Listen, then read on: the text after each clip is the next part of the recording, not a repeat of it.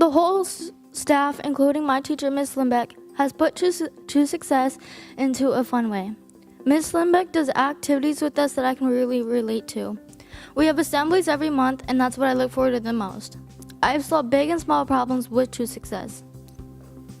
When my mom had my twin sister and me, my biological dad was not around for a long time. As time passed, I had questions about where he was, why he's not there with me, and what he looked like.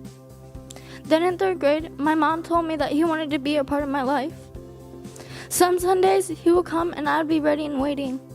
Other times, he would not even show up, and that's what made me stop seeing him. It made me feel like he did not want to put the time and effort into me. After years have passed, I'm now in the 5th grade. It's winter break, and during that time, he came to our house and we had talked about our plan for the future, and he explained that he wasn't doing a very good job. I'm back to sing on Sundays. I decided to give him this second chance because we learned the skills and TrueSuccess.